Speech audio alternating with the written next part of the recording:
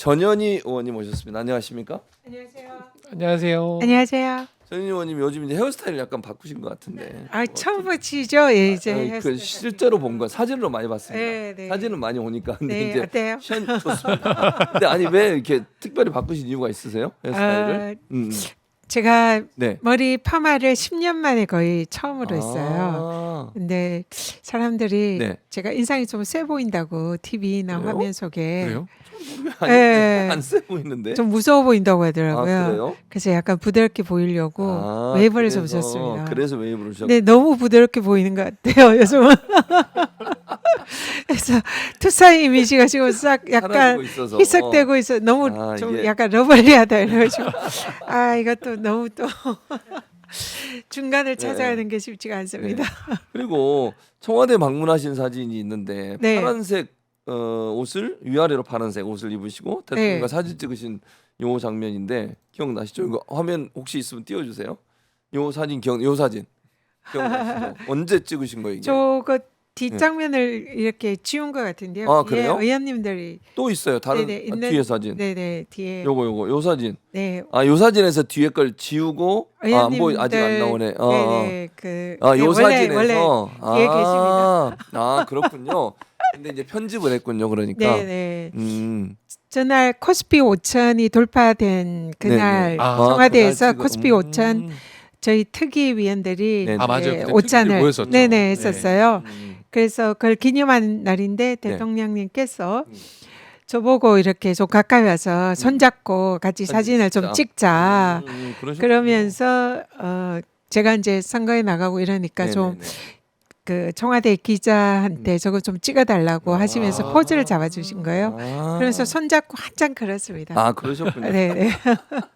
일부러 이제 또 출마하시고 이러시니까 예, 그래서 좀 대화도 많이 했고요. 네. 저한테 뭐 여러 가지 말씀도 응원해 주시는 말씀, 좋은 말씀 많이 주셨어요. 그러셨군요. 네. 그러니까 그날 위원장이신가요? 그 오천? 아닙니다. 저는 네네. 최고위원으로서 특위의 자문위원으로 함께 했었고요. 자문위원하고, 예. 네, 저 때는 최고위원을 이제 그만둔 때인데 네. 계속 특위의 자문위원으로 함께 하고 있습니다. 네. 알겠습니다. 자, 그리고 이제 뭐 이거 얘기를 좀 해봐야겠는데 법사위의 청문심사 소위원장 맡고 계시잖아요. 네, 네, 네. 근데 이재명 대통령 공소취소 국민청원이 이제 그 뭐죠? 요구 사항을 넘어선 걸로 알고 있거든요. 그러면 이제 청원심사위원회로 올라오잖아요. 네.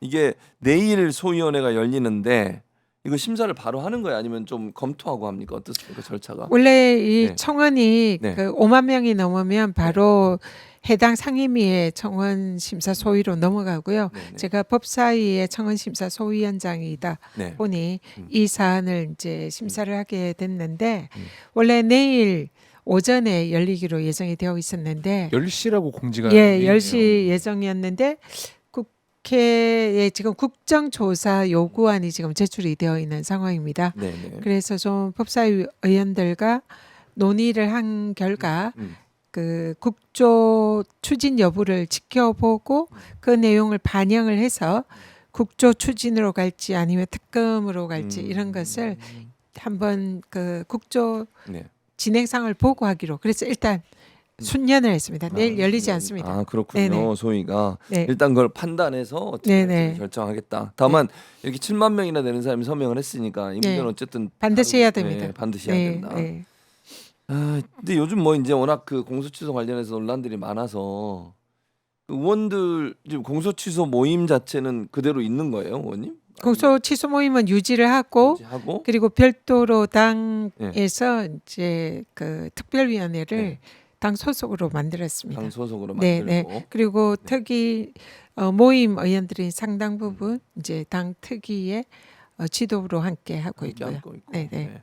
아무튼 운영은 되고 있는 상황이다 이렇게 볼 수 있겠네요. 오늘도 기자회견 오전에 맞아요. 네, 네. 하셨죠. 네. 국민의힘 빨리 음. 좀 힘을 보태라.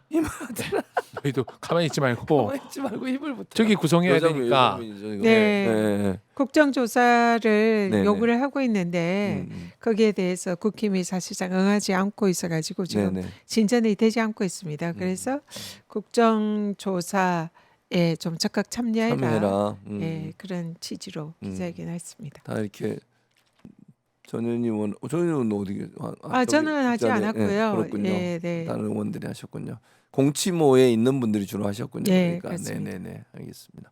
근데 전현희 의원도 오늘 오전에 그 7대 교통 공약 발표하는 기자회견 하셨잖아요. 네, 서울시 네네. 시장 후보로서 네. 어떤 내용들입니까 주로? 일단 지금 교통이 네. 사실은 이거는 기본 교통이 앞으로 돼야 된다. 음.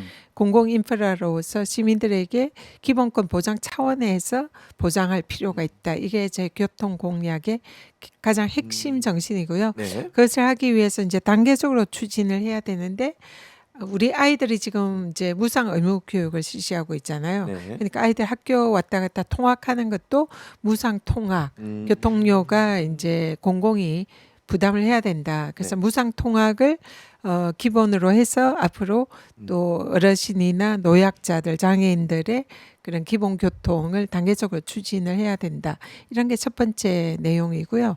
그리고 지금 이제 서울에 지하철이라든지 또 지금 서울에 뭐 그 강변도로나 내부순환으로 지하화한다 이런 네네네. 것들이 다 멈춰서 있거든요. 네네. 그래서 이 부분에 관해서 제가 이제 최근에 법을 발의를 했습니다. 오세훈 시장 때 사실상 멈춰 있던 지하철과 도로 지하화 이런 교통 인프라를 가장 빠른 시일 내에 적극적으로 추진하겠다. 그것을 하기 위한 구체적인 전략 네. 또 제도 개선 방안을 제시를 했고요. 그래서 강북 횡단선이나 뭐 서부선 이런 경우는 사실은 우리 강북 지역의 주민들에게 꼭 필요한 지하철 건설인데 이게 사실상 지금 전혀 진행이 되지 않고 있습니다. 그래서 이것을 좀 더 빠르고 신속하게 진행을 해서 우리 강북 주민들의 이런 지하철 수건 사업을 해결하겠다 이 내용이고 네. 오늘 좀 중요하게 눈에 띈다고 할 수 있는 거는 네. UAM 차세대 모빌리티 혁신 관련된 내용입니다. 네. 그동안 한강버스가 네. 이 많은 이제 논란을 빚으면서 시민들의 안전 문제로 중단이 됐다가 또 뭐 다시 운행이 됐다 이러는데요. 그렇죠. 안전성이 검증이 되지 않으면 이거는 중단해야 된다 생각합니다. 근데 그동안 들인 이런 이제 인프라 이런 게 거의 1,500억 뭐 이렇게 들었는데 아깝잖아요. 그렇죠. 그래서 기존의 한강버스 인프라를 다시 재활용해서 이것을 한강의 하늘길을 열겠다. 그래서 하늘을 달리는 UAM 네. 이런 차세대 모빌리티 혁신을 하는 시범 테스트 베드로 한강을 활용하고 네. 기존의 그 한강버스의 선착장을 UAM의 버티컬 리버 포트, 버티컬 포트, 이 수직 이착륙이 가능해야 되거든요. 그걸 할 수 있는 공간으로 재활용해서 한강에서 하늘길로 열고 서울을 차세대 네. UAM 등의 첨단 모빌리티 혁신을 선도하는 도시로 하겠다. 뭐 이런 내용이고요. 지금 네. 또 서울에 준공영제 음. 이런 거를 좀 더 혁신해서 구석구석 시민들의 발이 골목골목 모세혈관처럼 이어지게 하는 그런 서울의 이제 모빌리티 혁신을 하겠다. 이런 내용들이 담겨 있습니다. 제일 좀 빠뜨린 게 네, 뭐예요? KS 패스. 그러네. KS 패스. 서울형 전국 통합 네. 이동권. 네, 네. 지금 서울에 기후 네. 동행 카드가 굉장히 이제 시민들 만족도가 높습니다. 그렇군요. 근데 이게 서울시에서만 통용이 맞아요. 돼요. 그리고 경기도 하고 예, 있어요. 근데 이게 전국적으로 통용되는 K 패스가 있습니다. 국토부에서는. 맞아요. 네. 근데 서울이 이 K 패스랑 연동이 안 돼요. 이게 오세훈 시장이 이제 정부랑 협업을 이제 잘 안 해가지고 연동이 안 되는데 이게 이제 제가 되면은 그 정부의 K 패스랑 네. 서울의 기후 동행 패스를 두 개를 연결시켜서 두 제도의 가장 장점만 뽑아서 만드는 KS 패스를 도입을 하겠다. 그래서 이걸로 전국에 다 통용이 되고 경기도도 통용이 되고 그리고 정액권으로 저렴하게 사용을 할 수가 있고 무엇보다도 따릉이나 이런 데는 K 패스가 적용이 안 되거든요. 이거는 기후 동행 카드만 됩니다. 근데 이거를 KS 패스로 따릉이도 이용할 수 같이 할수 있게. 있게. 그래서 모든 제도의 장점을 다 누리는 KS 패스를 도입을 하겠다. 이게 공약입니다. 그렇군요. 네. 그러니까 오세훈 현 시장의 교통 정책 그야말로 이건 전시 행정이다 이렇게 비판을 하셨어요. 네. 그러니까 원래 말씀하신 지하화도 제대로 안 하고 교통 정책은 전혀 그 뭔가 발전적인 방향을 가지 못했다고 보고 계시는 거잖아요. 이번에 위례 신사선이라고 서울의 경전철 지하철이 오세훈 시장이 이걸 재정 사업으로 바꾸고 지금 이제 추진을 하고 있어요. 근데 이게 원래는 민간 투자 사업이었습니다. 민간 투자 사업인데 이게 사실 지금 건설 물가가 폭등을 했잖아요. 우크라이나 전쟁 뭐 이런 것 때문에. 그러다 보니까 이 건설사가 이 건설 이 수지 사업성이 맞지를 않아 가지고 중간에 이거를 이제 포기를 했습니다. 근데 그 차이가 얼마 안 돼요, 사실은. 오세훈 시장이 조금만 더 적극적으로 이게 협상을 하고 대응을 했다면 충분히 추진을 할 수 있었음에도 불구하고 사실상 방관하다시피 대응을 제대로 안 해서 그 민간 회사가 그냥 사업 포기하고 이게 이제 표류가 된 거예요. 그러다 보니까 이제 시민들이 워낙 이제 거기에 대해서 불만을 많이 제기하고 문제를 삼으니까 이걸 재정 사업으로 전환을 한 겁니다. 근데 이게 문제점이 뭐냐면 재정 사업으로 전환하면 거의 원점으로 다시 돌아가서 시간이 더 많이 걸려요. 거기에다 또 문제는 뭐냐면 민간 사업으로 추진했던 애초에 그 사업비보다 거의 5천억 이상이 더 많이 들어가게. 그러니까 시간도 길고 비용도 더 많이 드는 방식으로 재정으로 전환을 한 겁니다. 재정은 뭐 아시다시피 시민의 혈세가 들어가는 거잖아요. 그러니까 이런 식으로 오세훈 시장이 서울의 대부분의 지하철 사업을 방관하고 그냥 민간 회사들이 이제 사업을 못 하겠다고 다 포기를 하는 이런 상황으로 지금 된 거예요. 그래서 이거를 좀 더 사실상 오세훈 시장이 적극적으로 했다면 얼마든지 막을 수 있었는데 그걸 하지 않았다. 그래서 전시행정을 해서 시민들의 피해를 고스란히 받았다. 그래서 이번에 이제 이걸 가능하게 하는 그 민간투자법 개정안. 그래서 건설에서도 이 일반 재정 사업의 경우에는 그 건설 물가가 적용이 되는데 민투 사업은 소비자 물가 적용이 되거든요. 이게 좀 불합리하잖아요. 그러네요. 그래서 이거를 민간 사업도 건설 물가를 적용하는 법을 제가 개정을 최근에 냈어요. 그리고 예비 타당성 검사도 서울의 경우에는 남북 균형 발전이라는 이런 취지를 반영해서 예타가 면제되거나 그걸 반영할 수 있게 이렇게 이제 지금 법을 추진하고 있습니다. 이런 게 이제 현실화되면 서울의 지하철이 보다 더 빨리 사업이 진행될 수 있다.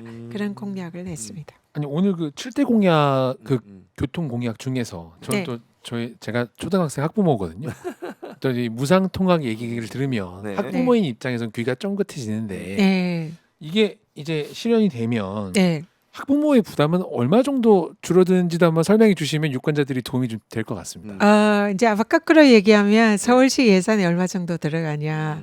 이제 학부모의 부담은 통학비가 부담이 줄어드는 거죠. 아이들 교통비, 학교 오가는 비용. 뭐 개별 부모들 경우에 그렇게 많지는 않겠지만 그러나 상당히 의미가 있습니다. 의무 교육을 완성하는 의미가 있거든요. 학교 왔다 갔다 하는 것도 의무 교육으로 공공이 부담한다. 이런 상징적인 의미가 있고요. 예산 추계를 해보니까 대략 서울의 이 청소년까지 포함을 시키면 약 800억 정도가 소요가 됩니다. 오세훈 시장의 한강버스 1,500억 예산 썼잖아요. 완전히 전시행정에 쓸데없는 데 예산을 낭비를 했지 않습니까? 그걸로 충분히 이런 예산을 만들어낼 수가 있는 거죠. 네. 그렇군요. 자, 그다음에 이게 이제 조금 민감한 사안이긴 한데 최근 김영배 의원하고 함께 김영배 의원도 출마를 네. 하신 분이죠. 현재 경선 방식은 후보를 제대로 알릴 수 없는 맹탕 경선이다라고 강하게 비판을 하셨습니다. 당 지도부가 내놓은 경선 일정과 방식 무엇이 가장 큰 문제라고 생각하세요? 어떤 문제가 있습니까? 일단 지금 서울시 시장이 되려는 민주당 후보는 네. 우리 이제 유권자인 당원과 지지자들에게 그 자신이 어떤 사람인지 그리고 정책과 비전은 무엇인지 도덕성 문제는 없는지 정체성은 민주당에 적합한지 이걸 다 알리고 정보를 줘야 될 그렇죠. 그런 책무가 당연하죠. 있잖아요. 그렇죠. 네, 네. 근데 지금 이제 서울이 문제가 지금 1등을 달리고 있는 정원호 후보의 경우에는 그런 게 지금 전혀 알려진 바가 없습니다. 검증이 안 되고 있다. 네, 그러니까 이분이 도대체 어떤 생각을 하는 분인지 음. 일을 잘한다고 하는데 그 무슨 일로 성과를 낸 것인지 정체성은 무엇인지 민주당의 후보 적합도는 있는 것인지 뭐 이런 그리고 정책과 비전은 어떤 것인지 네. 물론 이제 우리 국회의원들도 마찬가지예요. 그리고 김영남 후보도 마찬가지고요. 그런 것을 시민들과 당원들에게 이 많은 기회를 통해서 다양한 검증할 방식으로 수 있는. 정보를 주고 그런 것을 판단할 수 있는 기회를 줘야 되는데 지금 처음에 당에서 결정한 것 예비 경선 때 토론을 2번 하겠다라고 발표를 했어요. 그래서 저희들이 이건 너무 적다. 너무 적다. 그래서 좀 더 다양한 방식으로 많이 해야 된다라고 요청을 했더니 네. 선관위에서 한 번 하는 걸로 결정을 한 거예요. 선관이라는 게 어디 선관? 당 선관위. 당선관이에서 한 번 예비 경선 때 한 번 하기로 했다. 이렇게 발표를 해가지고 이거는 일은 안 되네, 그거는. 한 번 하면 그거 아니, 안 아시다시피 돼요, 그거는. 몇 초간 30초간 답변하고 뭐 이런 식으로 2시간 토론한다 쳐도 5명으로 나누면 네. 별로 말할 얼마 기회가 시간이 안 없고. 돼. 한 명당 할 수 있는 게 네. 그 뭐 한 1분 30초간 발언하고 그렇지. 질문을 뭐 몇 초간 하고 답변 몇 초 뭐 이런 식으로 하니까 도저히 이게 그런 제대로 된 검증을 할 수 있는 기회는 안 되거든요. 그래서 좀 다시 문제를 삼았더니 네. 후보들이 전체 요구하면 이제 한 번 더 검토를 하겠다 이렇게 발표했어요. 근데 우리 후보 4명은 모두 그러면 좀 해달라 이랬더니 한 네. 분이 이제 입장을 발표를 안 했어요. 네. 그래가지고 뒤늦게 이제 전체 다 음. 동의를 하면 당에서도 한 번 더 하겠다 이래가지고 어쨌든 우여곡절 끝에 2번 하기로 했어요. 2번 하기로 됐습니다. 그것도 원점으로 돌아갔습니다. 그러니까 더 늘려달라고 했더니 네. 줄였다가 원점으로 돌아갔다. 네네네. 그런 거군요. 네. 토론은 많이 할수록 좋은 거 아니에요, 김 기자님? 게다가 지금 구도가 네네. 아직까지는 민주당에 상당히 유리한 지금 판이잖아요. 그렇죠. 그래서 오히려 서울 시민들은 민주당의 경선이 어떻게 되는지가 그렇지, 상당히 그렇지. 관심도가 높을 수밖에 없기 때문에 네. 네. 그래서 이제 후보들이 좀 더 많은 토론으로 좀 더 이 공론의 장으로 올려서 후보들이 평가를 받아보자. 그렇지. 네. 그런 입장 같습니다. 네. 맞아. 좀 더 많이 보장되는 게 유권자 입장에서는 도움이 더 되죠. 재미가 있을 것 같거든요, 사실은. 네. 그리고 필요합니다. 네. 우리 당의 민주당의 후보라면 이런 이제 사실 우리 당은 민주정당으로서 토론과 소통의 정당이잖아요. 네네. 국민의힘의 경우에는 윤석열도 그렇고 토론 안 하려고 음. 정말로 많이 기피를 했지 않습니까? 그렇지만 우리 당은 그동안 모든 후보들이 열심히 토론하고 이재명 대통령님 경우에는 소통과 토론의 달인이잖아요. 그렇죠. 그런 분과 앞으로 국무회의에서 함께 해야 되는 그런 자리가 서울시장이잖아요. 그러면은 소통과 토론은 정말 기본이고 그런 정도의 검증을 이렇게 당당하게 임하는 배짱 이런 것은 뭐 사실은 가장 기본적인 자질이다 생각합니다. 근데 지금 이제 우리가 토론이 당내 토론이 선관위가 워낙 안 하려고 하다 보니 이제 선관위 입장은 그래요. 전국적으로 지방선거를 민주당 치르니까 선관위, 예. 선관위. 민주당 선관위가 네. 전국적으로 선거를 치르다 보니까 당직자의 인력이 부족하다. 그게 사실상 이유구나. 예, 그렇게 토론을 많이 하기는 현실적으로 인프라나 이런 것이 좀 어렵다. 그러면은 민주당 내 어렵다면은 바깥에서 해도 되잖아요. 그래도 되죠. 예, 언론사에서 그러니까 네네 네. 뭐 오마이뉴스, 오마이TV 그래도 이런 되고. 데도 해도 네, 되고요. 되죠. 그래서 사실은 이제 TBS에서 음. 토론을 이제 하겠다. 주최를 하겠다고 음. 후보들한테 모두 다 초청을 해서 아, 그랬어요? 예, 이제 우리 후보들이 다 저도 이제 오케이를 했는데 이제 지금 1위 후보께서 토론에 후보가 응하지 안 않겠다. 하겠다고. 그래서 그때 무산. 그때 무산이 네. 됐습니다. 그래서 이제 우리가 근데 혼자 참석을 안 하면 사실 다른 후보들이 다 참석을 하겠다고 하고 검증을 받겠다고 하는데 네. 그 기회가 박탈이 되는 거잖아요. 그렇죠. 그래서 좀 굉장히 아쉬웠습니다. 네. 뭐 어쨌든 이제 이런 상황이 되다 보니까 논란도 많고 전현희 의원께서 반사체와 발광체 얘기를 또 하셨죠. 그 부분도 이제 그 스스로 빛나는 걸 이제 발광체라고 하고 뭔가를 이렇게 반사해서 보내주는 걸 반사체라고 하는데 어떤 의미로 하신 말씀이세요? 의원님? 지금 이제 정원호 후보의 경우에는 네네. 본인의 능력과 실력, 비전, 도덕성 이런 게 사실상 아직 전혀 정보도 없고 검증이 안 됐습니다. 그리고 지금 1위를 하는 게 여론조사에서. 사실상 이제 사용자께서 말씀하신 이게 왜냐면 휴대폰에서 자동으로 자동으로 말을 하면 되네요. 이게 그냥 응답이 나와요. 요즘 휴대폰들이 AI가 그게 문제야. 방금 제가 AI가 그 이름을 정은호 불렀더니 그랬더니 정은호가 누군지를 막 설명을 해. 그래요. 깜짝 놀랐네요. 저도 깜짝 놀랐습니다. 우리도 그래요 가끔 이게 AI가 바로 AI가 이렇게 반응을 응답을 해보죠. 하네요. 야, 네, 특이합니다. 네. 요즘 그런 사람입니다. 아, 진짜 네. 놀랐습니다. 어쨌든 알겠습니다. 네, 네, 그런데 이제 그 대통령께서 일을 잘한다 네. 이렇게 했는데 그 근거가 그 정원호 구청장의 음. 그 구정적합도 92% 나온 그걸 네네. 근거로 이렇게 근데 아까 우리가 나눠봤죠. 잘한다고 했어요. 요즘 제가 아까 기사 네네. 봤거든요. 근데 네네. 다른 구청도 전부 다 94, 뭐 98 이래. 예. 특이하네. 이게 이제 구청에서 비용을 내고 하는 조사를. 예, 그러면 조사거든요. 사실 조금 이게 객관적이라고 보기가 어렵지 않나요? 그 부분은 제가 한 번 더 체크를 네, 해보겠습니다. 체크 좀 해보세요. 예, 예. 어떻게 네네. 되는지. 그래서 네. 그러니까 스스로의 능력으로 지금 현재 지지도가 올라갔다기보다 네. 이제 이렇게 일 잘한다는 그 우리 대통령님의 칭찬으로 그 후광 효과로 지금 네. 이제 지지도가 올라간 그런 그런 의미에서의 측면이 반사체. 예 그런 의미로. 높거든요. 그래서 서울시장 정도 되려면 이 남의 후광에 이제 깃댄 그런 후보가 아니라 자신의 능력과 비전을 입증해서 스스로 이 빛나는 그런 발광체가 돼야 된다. 그런 이제 의미로 말씀을 드린 거고요. 정은호 청장이 발광체가 아니다. 이런 얘기는 전혀 아닙니다. 그런 걸 스스로 이제 자신이 그만큼 능력 있고 비전이 있다는 것을 시민들에게 당원들에게 당당히 보였으면 좋겠다. 그런 방법이 토론회잖아요. 네. 그런 토론을 정말 많이 해가지고 그런 기회를 많이 가지는 게 정은호 청장에게도 유리하다. 그런 취지로 말씀을 드린 겁니다. 잘하셨어요. 네, 네. 그 다음에 이제 전현희 의원께서는 이제 본인이 갖고 있는 두 가지 강점, 뭐 여러 가지 강점이 있지만 그 중에 하나가 이제 강남북을 아우르는 카드, 필승 카드. 두 번째는 이제 최초의 여성 시장. 요 두 가지 슬로건이거든요. 어떤 의미에서 이게 강점이라고 생각하세요?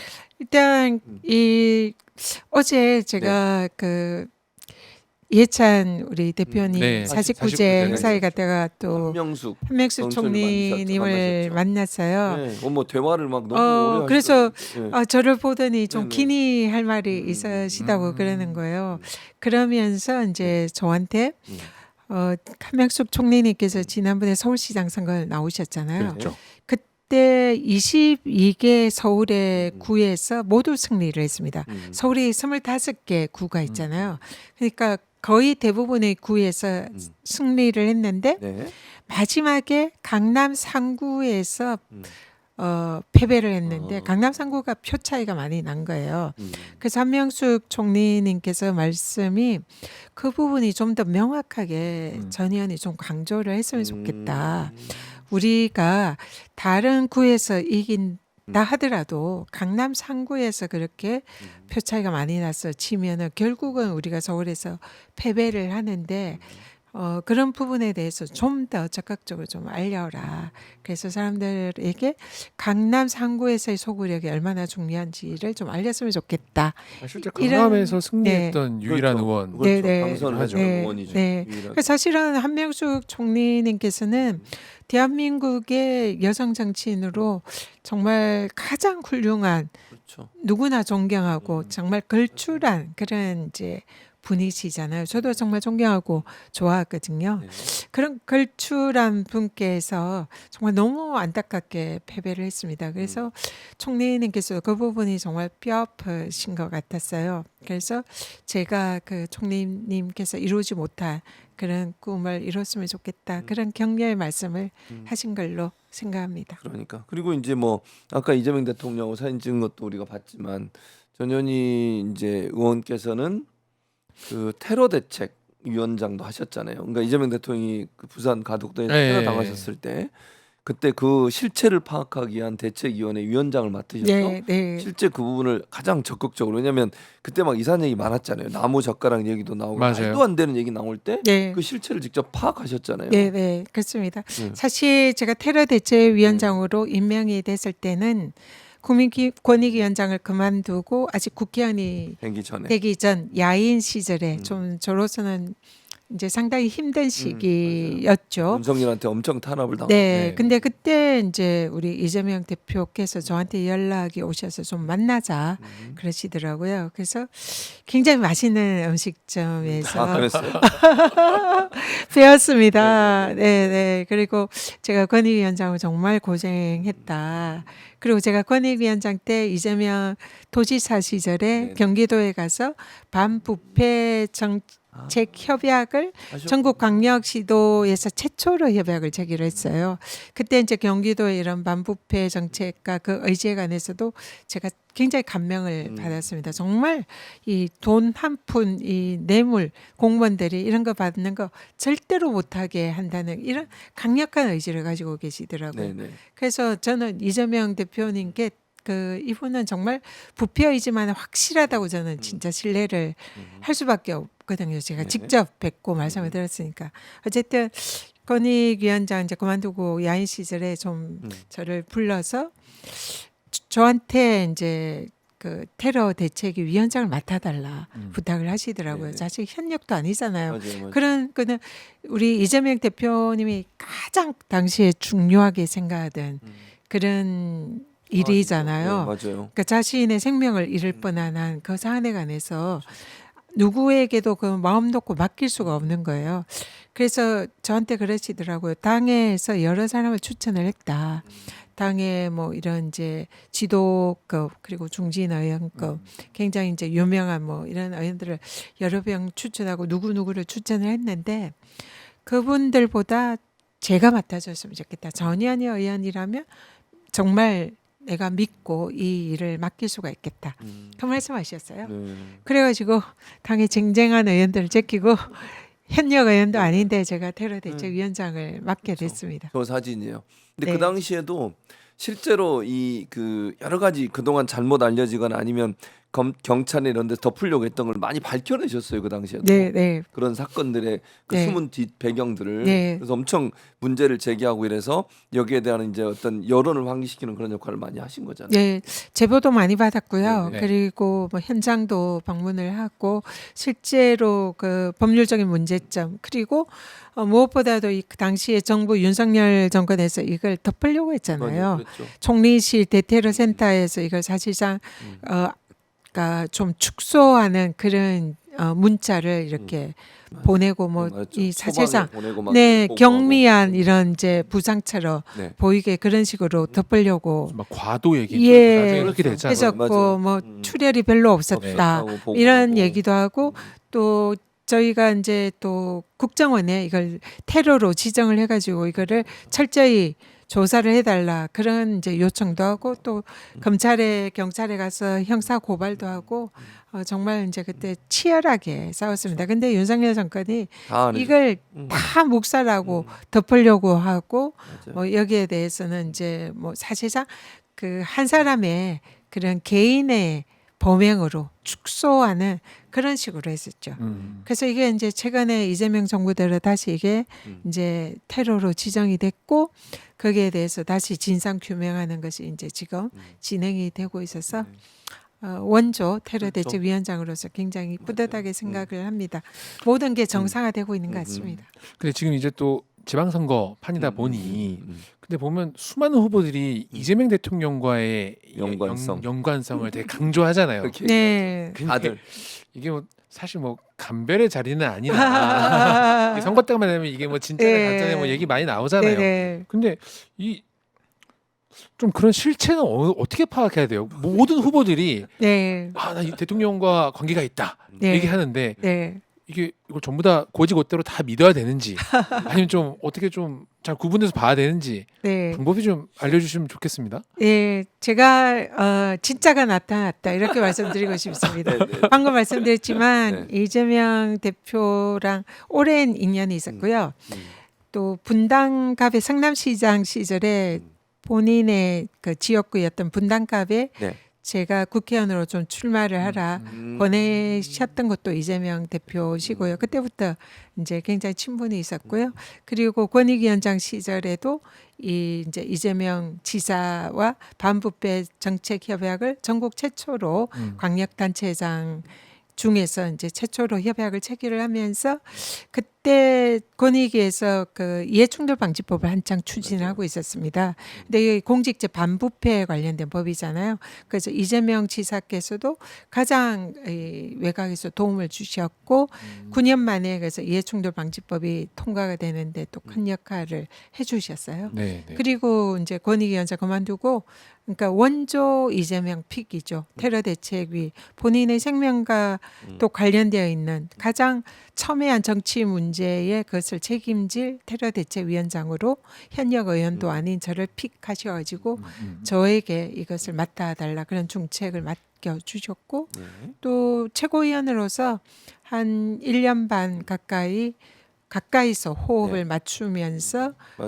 당 내외 여러 가지 정책 현안들 함께 추진을 했고 내란 사태에서 내란 종식에 함께 또 내란을 종식하고 윤석열 탄핵하고 이재명 정부를 창출하는데 또 제가 당의 선대위원장으로서 또 서울선대위원장 역할을 했습니다. 당시에 그 역할을 하면서 정권 창출을 했기 때문에 이러한 경험은 누구도 우리 후보 중에 가진 사람 없다.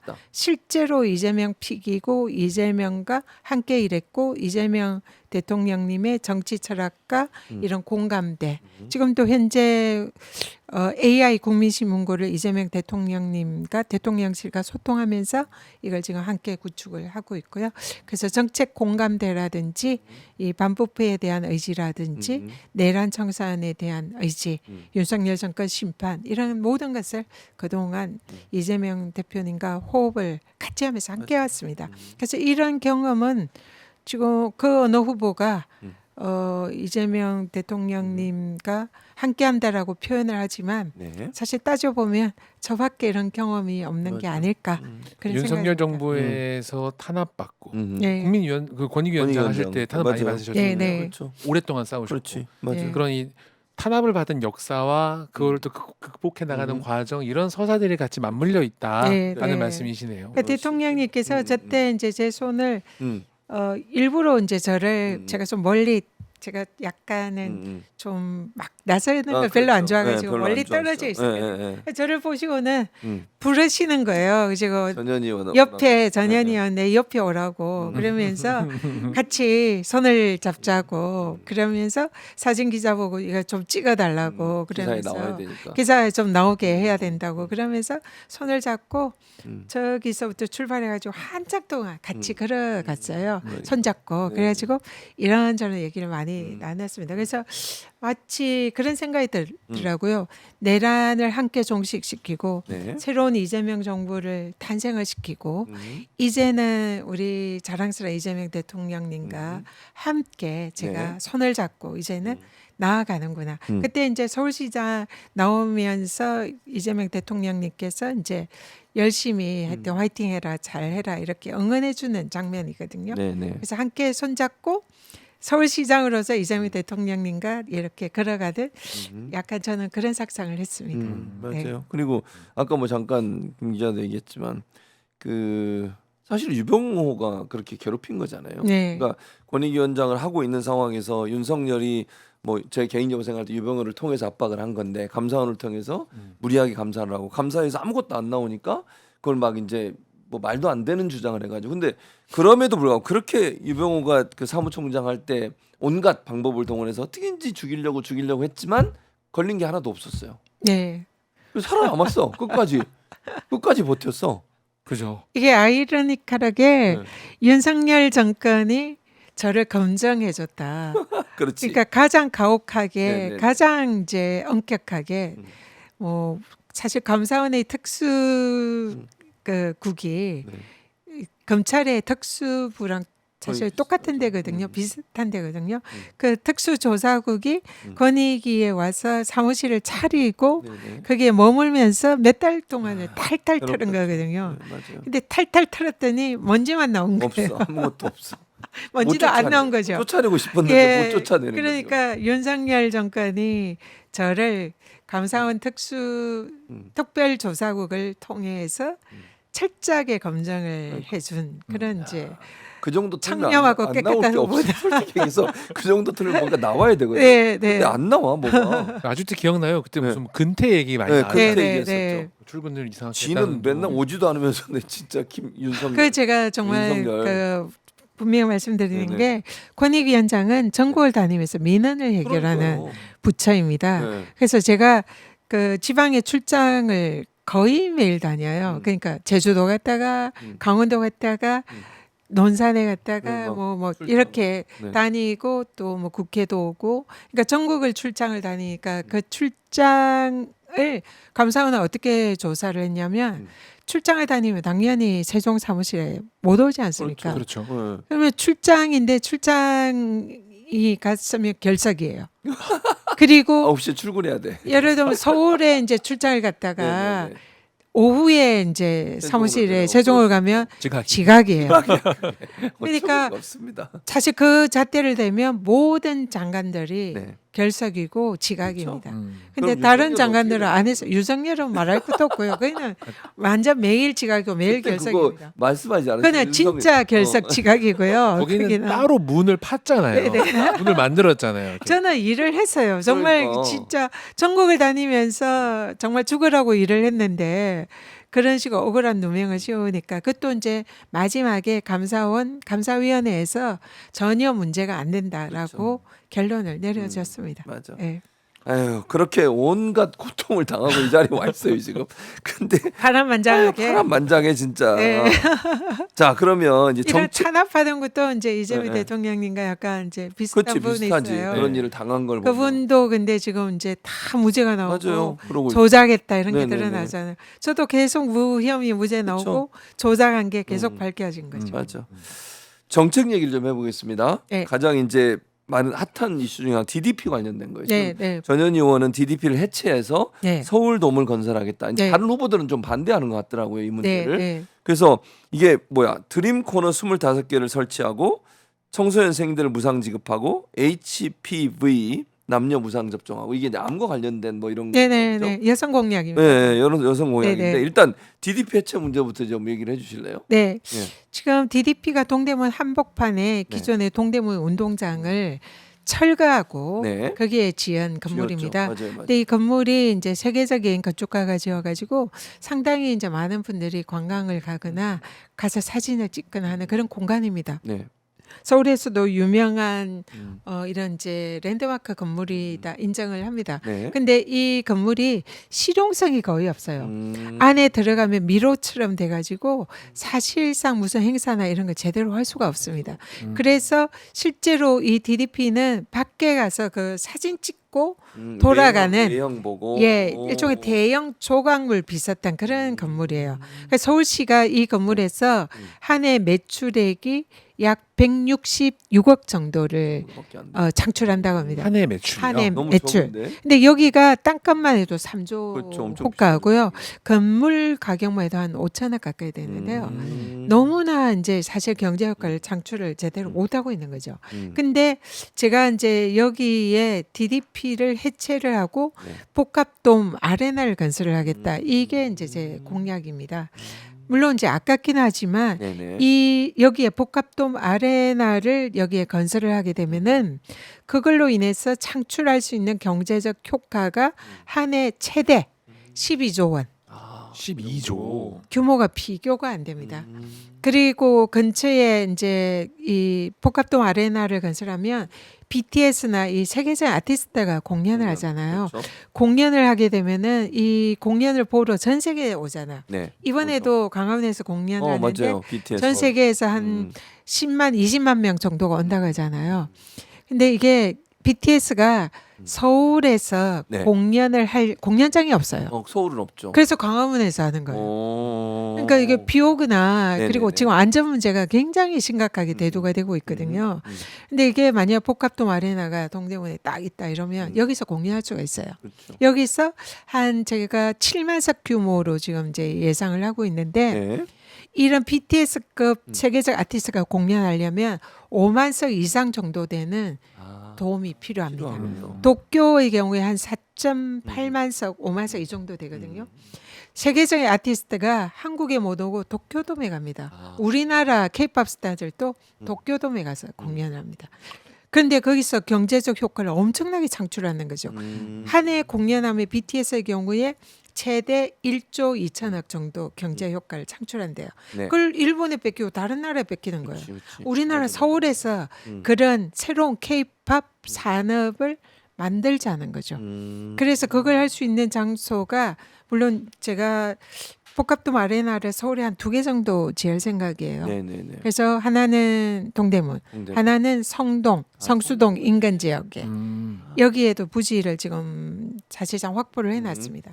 그러면은 일본의 경우에는 아레나가 한 40개 정도 된답니다. 그걸로 산업의 효과를 누리는 거예요. 네네. 그래서 뭐 마마라든지 블랙핑크 우리나라 아티스트잖아요. 네네. 스트레이 맞아요. 키즈 아시나요? 뭐 누군지. 세븐틴 세븐틴은 알아요. 아시나요? 스키즈는 잘 모르겠어. 이런. 이런 우리나라의 다릅니다. K-팝 저는 스타들 주로 이제 복음성만 또 들으니까. 조용필, 네, 정필 합니다. 임영웅. 말죠. 근데 이제 글로벌 스타들은 해외에서 와야 되니까. 그렇죠. 해외에서 많이 그런 오죠. K-팝 스타들은 해외에서 오거든요. 한 몇십만 명이. 네. 이 해외에서 오는 그러면 관광객이 일단 늘어납니다. 그렇죠. 늘어나죠. 그리고 그 주위에 있는 그런 음. 패션 의류 상가, 그렇지. 그 옆에 광장시장, 네. 보석 상가, 방산시장, 청계천 네. 거기에 그 또 캐대언의 네네. 루미아 진우가 데이트를 했던 음. 낙산 한양도성, 낙산 네네. 산상 그 네. 바로 옆에 있잖아요. 그렇죠. 이런 것들이 다 관광지로 연결이 됩니다. 그러니까 관광 산업, 숙박, 또 K 뷰티 얼마나 유명해요. 그리고 의료 관광 모든 걸 다 연결해서 유관 산업이 발전할 수가 있어요. 그걸로 인해서 그런 산업 효과가 경제 효과 엄청나게 창출되는 거죠. 그러면 그런 거를 왜 안 하고 있죠? 오션시장 왜 그런 산업을 서울이 그래서 경제가 활성화될 수 있는 거 여태까지 안 한 거예요. 네네. 우리가 세계 넘버원의 경쟁력을 가지고 있는 K-팝 산업이지 않습니까? 네네. 맞아요. 이걸 살리자는 거죠. 그렇기 때문에 그 DDP도 아깝지만 그거보다 훨씬 더 우리 서울 시민들의 삶을 풍요하게 만들 수 있는 이런 새로운 산업을 할 수 있는 핵심 성장 동력 엔진을 장착시키자 이런 뜻이죠. 그래서 그리고 이제 이런 게 하나가 아니라 여러 개가 있어야 됩니다. 오션 시장이 근데 네. 저랑 토론하는데 뭐라고 얘기하냐면요. 토론하셨죠. 참 한 번 하셨어요. 서울에 이미 아레나가 있어. 그렇게 얘기해요? 돔이 있어. 어디요? 고척돔이 있습니다. 고척돔이 고척돔. 18,000석입니다. 그럼 안 돼. 너무 적어요 규모가. BTS가 거기에 공연할 수 있으면 못해요, 그쪽에 가서 못해요. 했겠죠. 네, 그거. 그리고 어제 발표했어요. 네. 잠실 야구장 그 지금 리모델링해서 돔을 만들잖아요. 네네. 3만석 규모라고 3만석. 얘기합니다. 3만석 안 택도 된다. 없습니다. 네. 그래서 그러니까 오세훈 시장은 기본적으로 K-팝 산업의 중요성을 모르는 거예요. 이걸로 창출할 수 있는 이 경제적 효과가 어마어마한데 이걸 우리가 놓치고 있다. 서울이 놓치고 있다는 걸 모르는 거예요. 이거를 우리가 가장 경쟁력 있고 우리가 K-팝의 본산지인데 네네. BTS를 우리가 활용을 해야죠. 왜 미국에 뺏기고 일본에 그건 뺏깁니까? 말이 안 돼. 왜 거기 가서 경제 효과를 창출하게 합니까? 서울에서 하자는 거죠. 그래서 그걸 할 수 있는 가장 적합한 그리고 강북 전성 시대를 만들어낼 수 있는 성장 엔진이 바로 K-팝 아레나다. 좋은 아이디어네. 네, 너무 좋은 그러니까요. 공약입니다. 그래서 네. 그냥 밖에서 사진 찍는 거 이거 조금 포기하고요. DDP에서 네네네. 우리 전체 서울 시민 그 인근에 지금 인근의 동대문 시장이 공실률이 70 내지 80%예요. 네. 거기에도 그냥 관광객들이 바글바글 와글와글 와서 음. 우리 패션 의류를 구입을 하고 음. 그렇게 할 수 있도록 하자는 거죠. 네. 참 좋은 아이디어인데 이것도 그러니까 이게 시장이 되셔야 하는 거잖아요. 이거를 지금. 그래서 제가 네. 시장이 돼서 꼭 네. 추진하고 싶습니다. 알겠습니다. 네. 그런 기회가 좀 왔으면 제가 좋겠고. 우리 네. 후보들도 저한테 뒤에 와서는 이거 너무 좋은 아 그래요? 근데 뭐 공약인데요. 반대처럼 얘기하던데. 반대 누가 그래? 모르겠어요. 아니에요, 누가? 아니에요. 아니에요? 다 좋았다고요? 대부분 좋다고. 아 대부분 좋다고. 네네. 알겠습니다. 네. 그리고 이제 우리 전현희 의원에 대해서 많은 분들이 알고 계시기도 한데 원래 치과 의사셨어요. 그건 알고 있었어요? 네, 저 알고 있었어요. 그렇군요. 치과 의사 출신 변호사. 그렇죠. 치과 의사 하다가 서울대 치대 나와서 치과 의사 하다가 다시 변호사를 하고 그래서 변호사 하다가 본인이 직접 또 냈어 공천 서류를 보통은 이제 누가 추천도 하고 오락으로 이런 데 영입하고 이런 거 아니야. 본인이 가서 이유는 본인이 치과 의사 하면서 변호사 했잖아요. 그러면서 어려운 사람을 도와주려고 변호를 했는데 이게 안 되는 거야 변호사가. 변호사 가다 보니까 한계가 있어. 네. 정책적으로 이거 바꿔야겠다. 내가 국회 가야겠다. 그래서 비례대표 신청한 거야. 자기가 얘기도 안 했는데 덜컥 됐어 비례대표가. 그러고 나서 강남으로 이제 출마를 하신 거잖아요. 근데 이게 상상 안 가는 얘기가 페이스북에 보니까 20살 때 서울 왔다면 20살에 서울 와서 반지하 월세방에 사셨어요? 네, 네. 어떻게 된 초기에. 거예요? 네. 학교 다닐 때? 네, 이제 오, 초기에 부산에 원래 네, 부산에서 부산이니까. 서울로 올라왔죠. 네네. 네. 그때 반지하에 네, 사셨어요? 그리고 또 결혼할 때도 반지하에서 아, 전세 그땐 전세로 네, 네. 시작을 했고요. 월세방이었고 네. 그때 상황은 어땠어요? 반지하 상황. 지금보다 훨씬 안 좋았을 것 같은데. 비 오면 약간 물이 새고 어. 눅눅하고 곰팡이 쓸고 물 차고 네네 그렇죠. 그렇게 4년을 버티셨어요. 금지 아니요 이제 뭐 기숙사도 가고 어. 네 나중엔 또 부모님 오셔가지고 그러니까 그러다 보니까 네네 본인이 그렇게 대학생 때 청년 때 그런 경험을 하다 보니까 네. 이번 공약도 보니까 청년 공공 임대주택 이분에 관심을 많이 가지셨더라고요. 네. 어떻게 하실 계획이세요?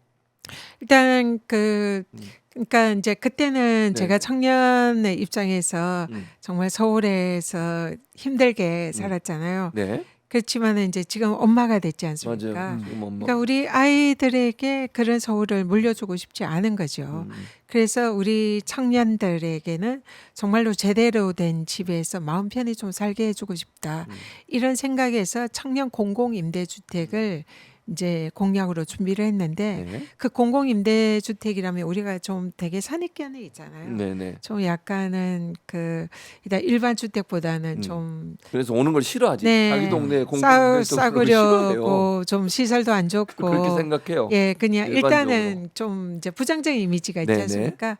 제가 생각하는 청년 공공 임대주택은 정말 누구나 살고 싶어하는 윤슬이 예, 뭐예요? 멋진 곳에서 살게 해주고 싶다. 5만 원을 공급하게. 윤설이 뭐냐면 네, 네. 이게 이제 강물이나 바닷가가 태양이 비치면 반짝반짝하는 네, 맞아요. 현상 그렇죠. 아시죠? 네. 오. 그걸 우리말로 윤슬이라고 그걸 합니다. 윤슬이라고 그러군요. 근데 청년이 인생에 있어서 윤슬식이잖아요. 그렇죠. 가장 반짝이고 있는- 찬란한 시기. 근데 힘들어. 그 시기 맞아요. 그 시기에 주거가 힘들고 일자리가 맞아요. 못 구하고 뭐 이러잖아요. 네. 그래서 적어도 주거 문제만큼은 정말 반짝이고 찬란한 윤설 같은 곳에서 살게 해주고 싶다. 그래서 아까 그 사진에 포스터 보면 한번 뒤에 보여줘보세요, 보이는 다시. 게 네. 윤설의 네. AI 조감도입니다. 아, 한번 보여주실래요? 화면 다시 한번 보여줘 보세요. 화면 보여주세요. 공 기자님. 요거. 저 뒤에 있는 게 뒤에 조감도 공공주택을 아니 사진. 저기가 요거. 삼성역 서울 어려운 부지입니다.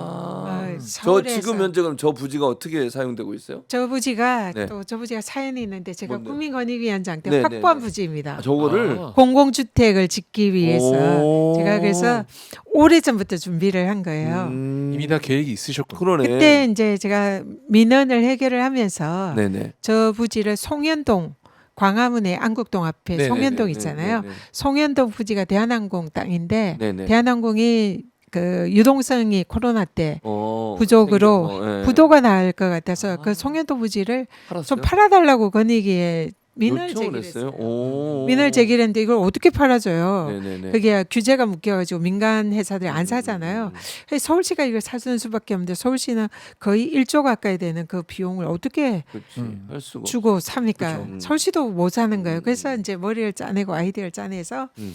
저 송현도 부지를 LH가 사게 해가지고 아. 서울시가 가지고 있는 같은 등가의 감정 가격의 부지인 삼성역 서울의료원 부지를 네네. 서울시와 LH가 막 교환한 거예요. 서로. 그래서 저기가 삼성 서울의료원 부지가 네. LH 부지가 된 거예요. 네, 그래서 그때 의 아. 조건이 공공주택 짓는 거였어요. 그래서 엄밀히 말하면 제가 조정을 통해서 해결을 했고 그때 저기에 공공주택을 지어야지 하고 제가 점 찍어 놓았는데 이번에 이제 서울시장이 되면 저 부지가 진짜 저기가 반은 LH 부지 반은 SH 부지. SH SH는 서울시. 서울시가 운영하는 아니죠. 거죠. 그러니까 네. LH와 SH 공공 부지에 윤서를 지으려는 거죠. 야, 멋있죠. 저렇게 지어놓으면 공공주택에도 다 살고 싶어 할 거야. 저기 들어가서. 그렇죠. 다 살고 싶어요. 삼성역이면 또 위치가 접근성도 정말 좋고. 좋잖아요. 그리고 우리 청년들 그 임대료 보증금 싸게 주기 위해서 네.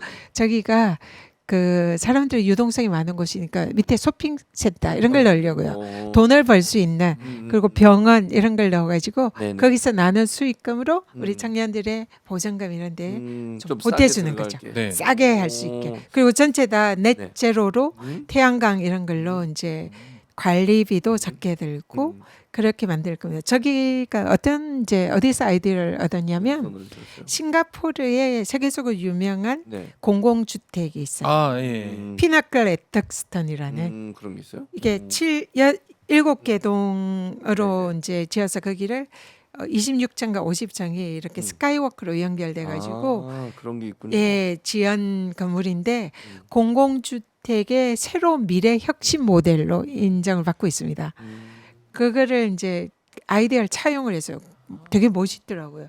아, 우리 공공주택도 저렇게 멋있게 지어야지. 그걸 좀 차용을 해가지고 더 멋있게 지었어요. 그러니까 대통령이 그래서 싱가포르 갔을 때 그런 얘기 했잖아요. 싱가포르의 이 주택 정책, 공공주택. 공공주택 예, 네. 좀 본받고 싶다, 네. 배우고 싶다 예. 그런 얘기를 한 적이 있었고. 이심전심입니다. 네, 그러네. 예. 언제부터 그렇게 대통령께서 이심전심이었어요? 제가 아까 나 말씀드렸잖아요. 진짜. 처음부터 이심전심.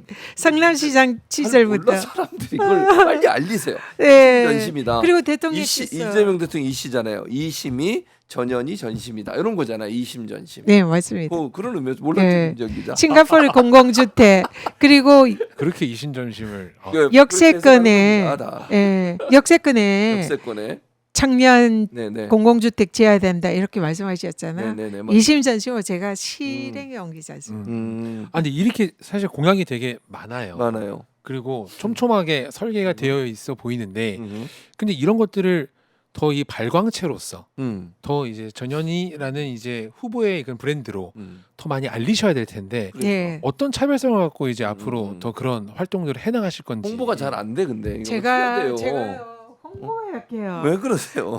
다 좋은데 홍보하다 진짜 제가 아니, 전현희 이거만- TV에 너무 없더라고요. 제가 찾아보니까 내용이 없어? 오늘 라이브 하신 것만 있고 네네. 예, 홍보가 제가 안 돼, 이 홍보가. 그게 제 이제 사람들이 저보고 그래요. 네네. 이 국정원에서 일하냐고. 그래서 음지에서 후보인데. 음지에서 일하냐고. 그래서 제가 이제 그리고 또 그래요. 저보고 이제 예수님이냐. 오른손을 한 하는 일을 일을 왼손이 왼손이 모르게. 모르게 하는. 안돼 안돼. 그래서 그러면 안 돼요. 홍보가 홍보가 약해가지고. 약해요. 흥부가 약한 게 아니고. 네, 그래서 네네. 홍보를 좀 더 많이 해야 되겠다 그런 아. 생각을 하는데 쉽지가 네. 않습니다. 일단 제가 오늘 이제 굉장히 제가 네.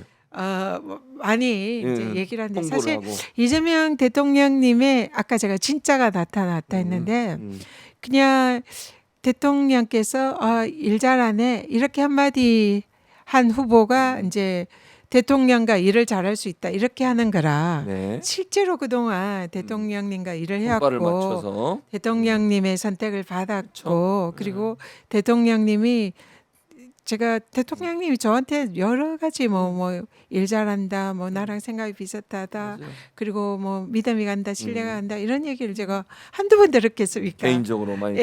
회의할 때도 그렇고. 그런데 그런 네. 얘기는 바깥에 이제 제가 홍보를 안 해가지고 네. 안 나간 거죠. 맞아. 그러니까 그런 거는 사실은 이제 같이 일하는 호흡이나 공감대기에 차원이 다른 거죠. 실제로 검증됐고 실제로 일을 해왔고 맞아. 해온 거죠. 그렇지. 그러니까 국무회에서 함께 이제 서울시장으로서 대통령님과 함께 일을 하면 얼마나 잘하겠습니까? 그렇죠.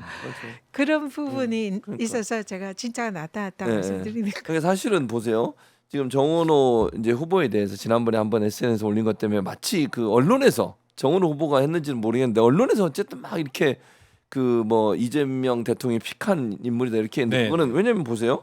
이건태 의원 관련해서도 SNS에 올리셨죠. 박주민 의원 관련해서도 SNS에 올렸죠.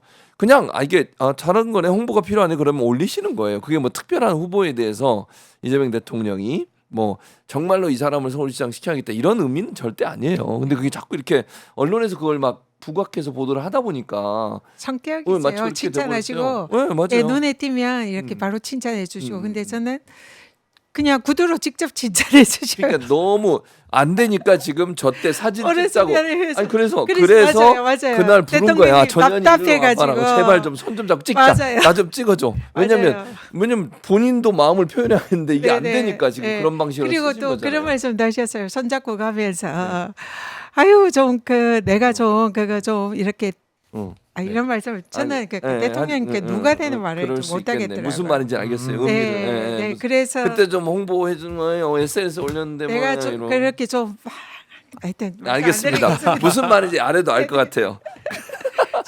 그래서 그러니까. 항상 저는 대통령님 먼저 좀 생각을 하고 걱정을 하니까 맞아요. 그걸 잘 못하겠더라고요. 알겠습니다. 차제 지금 이번 기회에 네네. 그래서 오늘 네. 수많은 얘기 해주셨는데 네네.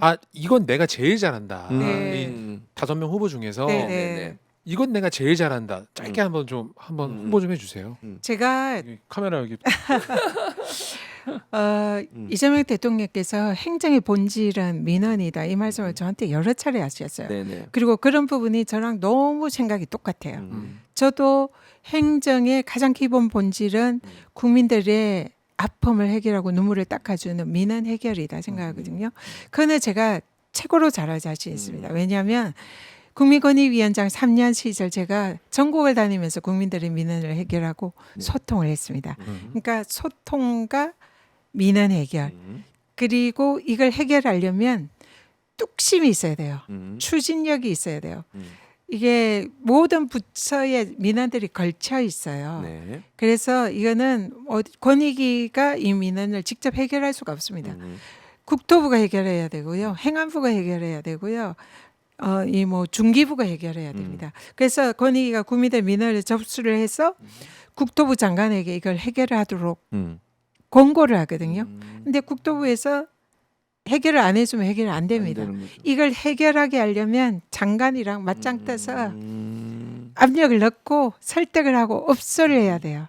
그리고 한 부처만 해결할 수 있는 게 아니에요. 권익위가 해결한 거는 대부분 5개, 10개 많게는 그런 부처가 합동으로 해결해야 겨우 해결하는 그런 사안들이 굉장히 많습니다. 그러면 모든 부처 장관들이랑 소통해가지고 이거 좀 해결해 주세요.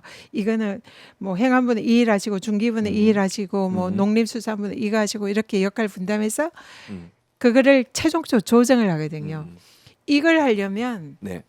뚝심이 있어야 되고 추진력이 있어야 되고 설득력이 있어야 됩니다. 있어야 된다. 그러면 이런 거를 그 사실상 서울시장이 하는 일이 딱 이 일입니다.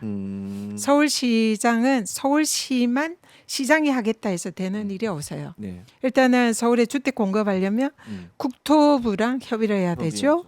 기재부랑 뭐 예타 뭐 이런 거 뭐 해야죠. 지하철 지으려면 기재부, KDI, 국토부, 행안부 다 협의를 해야 되고 또 그 청와대하고도 협의를 해야 되고 정책실장하고도 협의를 해야 되고 다 협의를 해야 됩니다. 그러네요. 그래가지고 서울에 맞춤형 해법을 찾아내야 되는데 오세훈 시장이 이걸 하나도 안 한 거예요.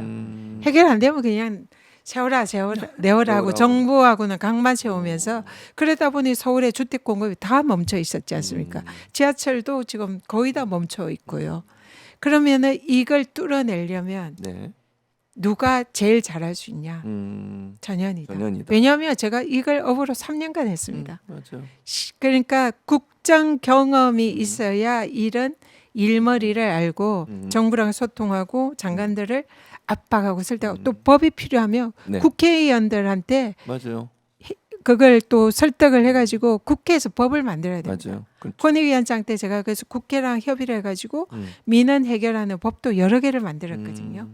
그런 거는 지금 후보들 중에 이런 경험이 있는 분은 저밖에 없지 않나. 그래서 그것도 정말 또 장관들이 해달라면 안 해줘요. 하려면 뚝심 있게 정말 추진력을 가지고 밀어붙여야 겨우 들어줍니다. 때로는 업소하고 그쵸. 부탁하고 눈물도 흘리고 화도 내고 그렇게 해내야 되는데 맞아요. 그걸 서울시장이 그걸 해야 돼요. 그렇기 때문에 청와대하고도 소통하고 네. 대통령님하고도 소통하고 소통하고. 정책실장 수석들하고도 소통하고 네. 장관들하고 소통하고 그치. 국회의원들하고 소통하고 이걸 누가 해내겠습니까? 가장 잘할 수 있는 사람이 전현이다. 해본 사람. 예, 전현이다. 근데 그리고 이건 이제 이 질문하고 마지막 중에 들을 텐데 우리가 일상생활에서 그냥 지금 현재 누리고 있는 네. 혜택들이 있거든요. 네, 근데 알고 봤더니 이걸 전현희 의원이 했다고 해서 깜짝 놀랐는데 예를 들면 이런 거예요. 치아 스케일링 건강보험 적용 1년에 한 번 지금 건강보험 적용되거든요. 네. 저도 이거 엄청나게 잘 이용하고 있는데 저는 저 지난주에 했는데. 그러니까 1년에 한 번 해주잖아요. 네. 엄청 싸게. 제가 보건복지하면서 그 제도 개선. 그러니까 그걸 하시다면 그리고 또 하겠죠. 아동 급식 카드를 일반 카드와 동일하게 적용하는 거 그리고 또 하나 명절 휴가 고속도로 통행료 면제하는 거 이것도 하셨어요? 네, 네. 아무도 몰라 이게 문제는 아무도 모른다는데 명절 문제가 통행료는 사실은 대한민국 국민들 네네. 명절 근데 때면 모른다니까. 거의 누구나 혜택 전현희가 받잖아요. 모른다고 이제. 그러니까요. 그거를 제가 20대 국회 때 네네. 법을 발의를 해서 네네네. 명절에 네. 고속도로 통행료. 통행료는 면제. 무료 네 맞아요. 하는 법을 발의했고 그 법에 의해서 지금 이제 사실 대한민국 국민은 누구나 혜택을 받고 있거든요. 그렇지 맞아요. 우리 저도 교수님 혜택 받죠. 혜택 받았으면 당연히. 저한테 한 그러니까 몰랐어. 커피 한 잔 사주셔야 되는 거 아니에요? 몰랐어요. 전현희 간 줄을 몰랐다고. 네, 명절만 되면 이제 저한테 커피 한 잔 네, 사주세요. 알겠습니다. 그러겠습니다. 그런 네. 걸 음. 발의해서 시행을 했고 그리고 아동급식 카드의 경우에는 일반 이재명 카드와 대통령께서 얼마 전에 아동들이 급식 카드가 디자인이 달라가지고 아, 맞아. 이게 맞아요. 그 사실 내면 창피하잖아요. 그럴 수 그러니까 있죠. 밥을 굶어요. 그러면 안 돼. 그런 게 이제 있는데 그런 거 좀 개선해야 된다는 말씀을 하셨는데 네네네. 이심 전심 제가 이미 했습니다. 오. 제가 국민권익위원장 때 네. 권익위가 제도 개선도 주무부처거든요. 맞아요. 이게 너무 가슴 아프잖아요. 그렇죠. 아이들이 카드가 있어도 뭐 안 쓴다는 그치. 거예요. 그래서 편의점에 가서 라면 컵라면 먹는다는 거예요. 그래서 이거를 아이들이 창피하지 않게 일반 카드랑 동일하게 제도 개선을 했어요. 근데 이거는 권고를 해야 됩니다. 권고를 이제 그 행안부, 지자체 네네네. 이런데 이제 공고를 해가지고 그게 일부 시행된 지자체가 있고 아직 시행되지 않은 지자체가 있어요. 그래서 이재명 대통령께서 이제 일부 시행되지 않는 곳에 그런 지적을 하셨는데 네네. 이런 거 이심전심 맞잖아요. 그치. 똑같이 생각하잖아요. 이재명의 마음, 그리고 전현희의 마음. 똑같이 그걸 지적하고 저도 그걸 그래서 제도 개선을 했고 그리고 그 카드 개선뿐만 아니라 네네. 이제 아동급식 카드를 사용할 수 있는 음식점이 제한돼요. 지정이 돼야 돼요. 아. 그게 양질의 맛있게 그렇지. 아이들을 그런데 위해서 봐야지. 진짜 네. 부모의 마음으로 엄마의 마음으로 맛있는 음식을 제공을 해야 되잖아요. 맞아요. 그래서 그거를 착한 음식점 캠페인을 해가지고 전국에 아동급식 카드 가맹 착한 음식점을 가맹점화 해가지고 그 아주 맛있는 음식을 양질에 싸게 아이들이 오면은 네. 마음 편히 먹을 수 있도록 제공하는 음식점 가맹 운동을 했죠. 그러니까 제가 직접 가서 확인해보고 확인해보고 먹어보고 네. 사장님께 고맙다고 하고 착한 음식점 가맹 스티커 붙여주고. 붙여드리고 네. 이런 걸 또 전국을 다니면서 그러셨군요.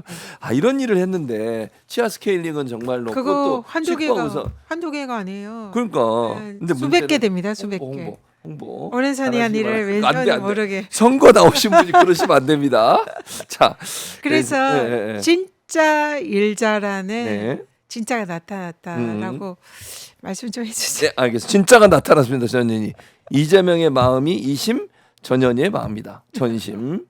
이제 1시간이 됐어 벌써. 의원님 네. 이렇게 신나게 얘기하는 거 처음 봤어요. 여기 여러 번 나오셨는데. 저는 일하는 거 얘기하면 진짜 너무 신나게 얘기하는데 네네. 오늘부터 하나도 안 보고 머리에 다 있나 봐. 전혀 펼치지 않으셨어요. 펼치지 않았어요. 네. 그냥 종이를 안 봐. 우리가 질문지 드렸는데 안 보고 그냥 거기는 우리만 봐요. 우리만 봐. 우리가 도려봐. 이게 뭐냐고요. 그러니까 토론회를 통해서 네. 검증 전현희를 한번 검증을 해주시면 그러니까 야 전현희가 진국이구나 음. 진짜구나 그렇지. 이런 걸 진짜가 나타났다. 알 수 있지 않을까 맞습니다. 생각합니다. 자, 그럼 마지막으로 이제 1시간 넘었으니까 의원님 저 카메라를 보시고 네. 서울 시민들에게 여러 이제 출마하신 각오 또 네. 전현희가 시장이 된다면 또 경선에서 전현희가 돼야 되는 이유 이런 부분들을 설명 부탁드리겠습니다. 서울 시민을 행복하게 하고 싶다. 이게 제 서울시장 출마 이유인데요. 추상적이잖아요. 어떻게? 그러니까 어떻게 행복하게 할 것인가? 일단 서울 시민과 적극 소통하겠습니다. 저는 소통 왕이라고 할 정도로 거리에서 그리고 SNS에서 또 뭐 많은 간담회를 통해서 서울 시민들이 무슨 생각을 하고 시민들의 어려움이 무엇인지를 늘 귀를 기울이면서 그걸 해결하는 그런 시장이 되고 싶고요. 사실 그걸 제대로 하기 위해서 1,000만 서울 시민을 다 만날 수 없으니까 제가 이것도 이심전심인데요. 이재명 대통령님도 똑같은 생각이시거든요. 시민의 민원을 국민의 민원을 해결하고 싶은데 다 만날 수 없으니까 대통령님과 저가 대표 시절에 서로 작전을 짠 게 있어요. 국민권익위에서 한 해 1,500만 명 가까이 민원을 제기하는 국민신문고를 AI화하자. 이게 제가 아이디어를 냈고 대표님이 당시에 너무 좋다. 그래가지고 이게 대통령님 공약으로 걸었어요. 공약을 걸고 국정과제로 선정을 했고 지금 추진 중에 있어요. 그래서 지금 국민신문고가 AI 신문고로 만들어지고 있는데 이게 구축이 되면 챗 GPT처럼 실시간으로 국민들의 민원이 해결이 됩니다. 이게 이제 이심전심 AI 행정 이심전심인데 저는 서울에서 이걸 구현하려고 합니다. 그래서 AI 서울신문고를 통해서 우리 1,000만 서울 시민과 바로 직접적으로 소통을 하려고 해요. 그러면 이거는 디지털 직접 민주주의가 구현이 되는 거예요. 그래서 이걸 통해서 서울 시민들의 어려움, 불평, 불만, 네. 눈물을 닦아주는 시장이 되겠다. 늘 국민들과 시민들과 소통하겠다. 네. 그러면 민원을 해결하고 눈물을 닦아주면 행복해지잖아요. 그렇죠. 그래서 항상 시민들과 소통하고 시민들의 눈물을 닦아주는 네. 그런 엄마 같은 시장이 되고 싶습니다. 네. 감사합니다. 오늘 전은희 의원님 이렇게 오셔가지고 1시간을 그냥 쉼 없이 너무 재밌게 방송을 해주셔서 고맙습니다. 감사합니다. 많이 열심히 뛰셔서 네. 꼭 민주당 후보가 되시기를 네. 기원하겠습니다. 고맙습니다. 기도하겠습니다. 감사합니다. 네.